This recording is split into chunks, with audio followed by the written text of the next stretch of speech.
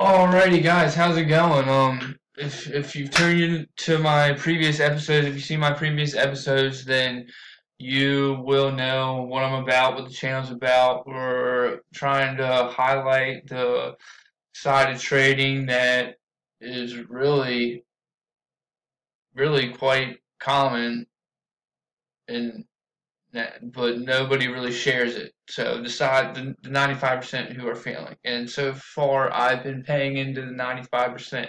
I've been buying stocks and losing money, being in the 95%, right?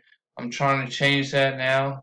I'm doing whatever I can do to get better, and we're on that journey. So this video also at the same time, hopefully this is entertaining to people in a sense just to see, there's people that are failing out there. There's people that aren't making it. So, um, you know, uh, whatever. I've taken pleasure out of seeing people fail on YouTube before, so I figure I might as well, you know, maybe help someone by letting them see me fail. So anyhow, so I wanted to blow up the screen just so my mom could see my face bigger. Hi, Mom. I love you. Um, yeah, and that's out of the way. And also Trey O'Brien, shout out to you. Really wanted that shout out, so now you got it. You're welcome. Alright, let's get on into it, guys.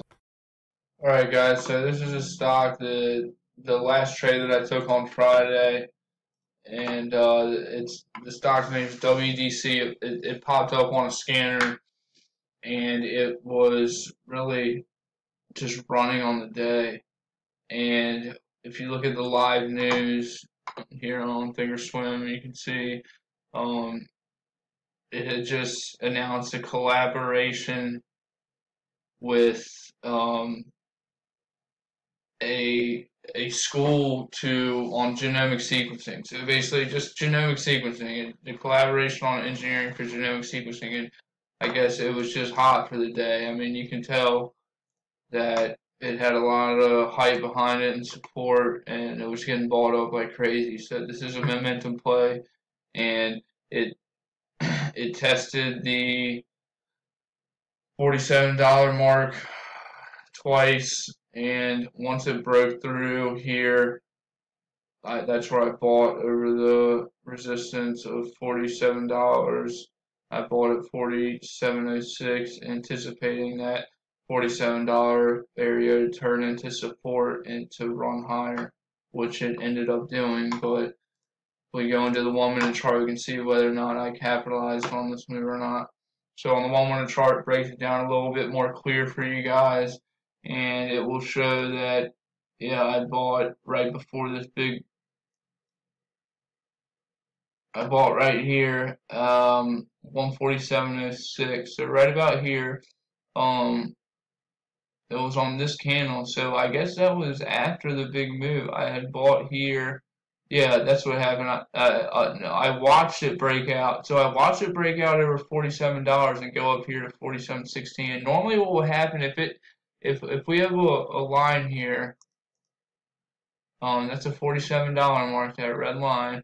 We have this line and it was resistance, and now it's broken out and turned into it's broken off that line, and you can see how when it breaks out it'll shoot up real hard because multiple reasons. There's people who have stop losses, and there's people who shorted here. You're now getting squeezed out and have to buy back your shares. But it shoots up exponentially at that mark, and a lot of times it'll come back down and retest.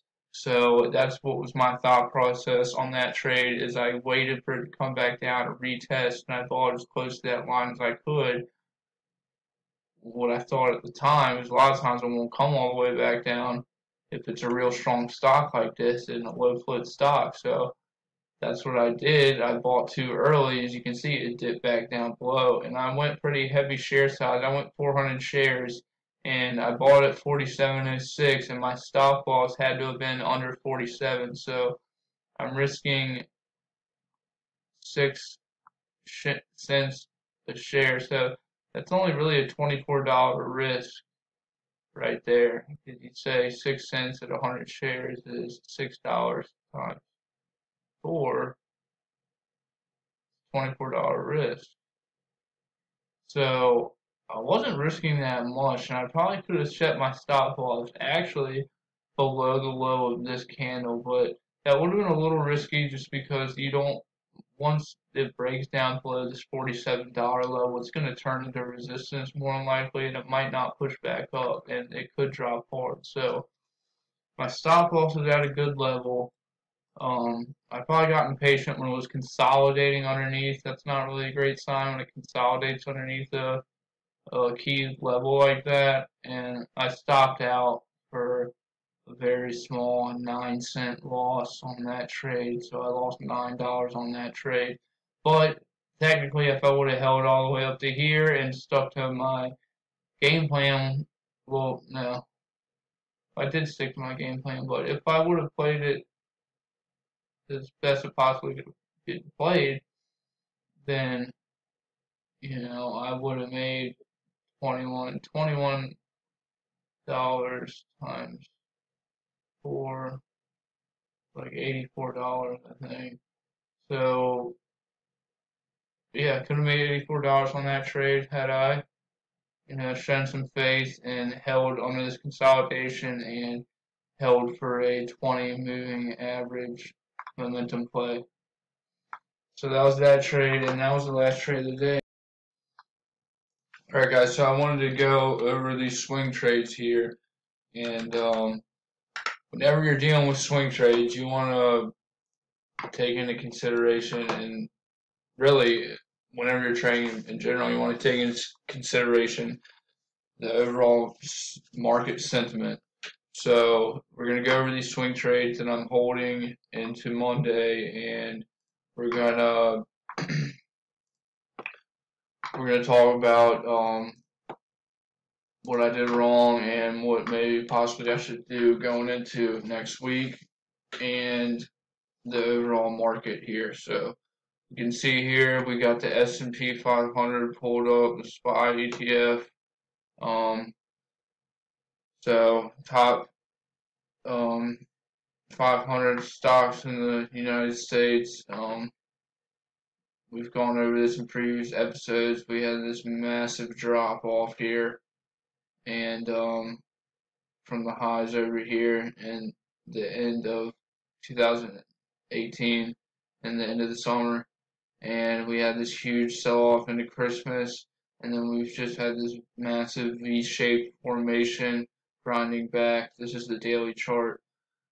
So we've now just broken over this 200 moving average. If we zoom in here, you can see this moving average here kind of showed as a resistance point here where we marked off also earlier this 266, 267 level, where we ended up breaking through over here earlier in the week, and we've not so much shown support, but kind of have just with the split candle. It's a key level right here. So this Thursday we had a real strong run, and Friday we have a doji candle, which a lot of people will suggest that this doji candle, which you can see it's been bought up and it's been sold off and the price is being squeezed. That's also could be a sign of a reversal. So if we do reverse, in my opinion, I think that we would probably bounce off this level. If we don't bounce off this level, or this, we'll get in here and mark off some other levels. This is just a daily chart. You can't see everything, but you can see daily chart. You should use as your major levels. But you can see, I mean, I think we're not, once we drop below this level, yeah, we're going for a dip. Or you could argue this level in here, this bottom, this last support level, because we haven't really retested support here. You can see we just run up. So I think a lot of people are going to get FOMO here, or from what I've heard from a lot of people suggest, I mean, we run higher here. I mean, logically thinking, you got to drop down, retest this level, and shoot up. The algos are going to are gonna buy this up. The high frequency trading computers, I feel like they're gonna buy this once it drops down and retests. It's gonna become a buy, and but once we hit this 280 level, we're definitely that's the point where I'm gonna put my money in. Once we come strong up like this candle and hit that 280, I'm shorting all. Alright guys, I'm getting into this cron trade. Um,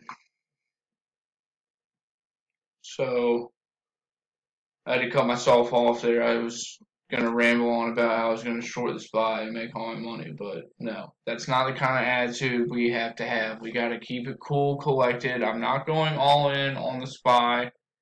I am keeping a level head and only a 2% max loss on any position. So, alright guys, so this is the CGC trade here. So as you can see on the daily chart, it's just like any other stock, it's following the SPY and the overall daily pattern, but it's also shooting up way harder than the SPY is, and it's following, it's moving along with the other pot stocks, like you can see Tron here is just parabolic shooting up.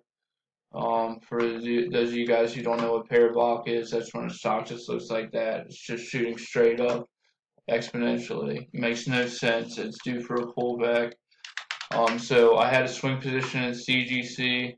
Um, if we go ahead and look here on the, so this is the daily chart. If we zoom into the past uh 6 days of trading, we can see it's bull flagging here. It gapped up, it's way overextended, it's bull flagging, it's trying to break out, and it just hasn't been able to, but there's just this gaining support that's running up here.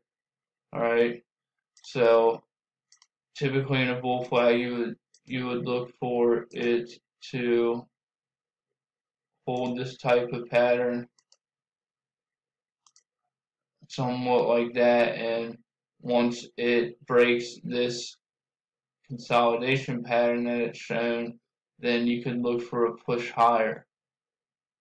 And the price will typically squeeze until it gets to the end of this and then break out either way. And you can see it could just reject it off that level. It's going to test this level, if not lower. So I bought here. I bought a call here, option call, gapped up, made $30, got greedy, didn't make enough, knew it was coming down. I probably made it maybe $60 here, maybe more, because it was way out of the money option. The option was like $55, so it wasn't it, but I still made money. If you don't know how options work. But basically, long story short, I should have sold it, didn't, came down. I was watching the market and I thought it was going to come back up. I was watching Cron, it was curling at the time, and I rebought it here. And now I gotta wait for the dump. I either gotta hold it, but I don't know if I'm gonna hold it because if I have a chance to sell it here or here or here, I might as well. I don't know if I should wait for this. I don't know, guys. Leave me a comment. Let me know what you think. But I'm probably gonna just cut my losses here first thing if I can get a sale anywhere above the bottom of this previous day close, yesterday's closing price. So it'll open here. It might, hopefully it's gapping up. We'll see. We'll see where it opens on Monday, and we'll make our call from there.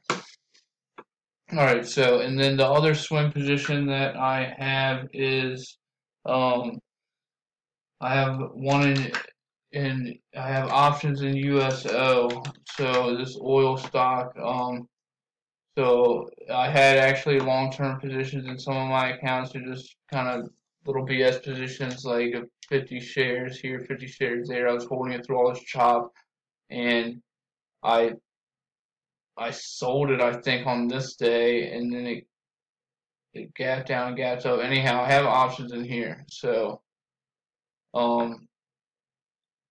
The video's about to run out. You guys gotta stay tuned for the next video.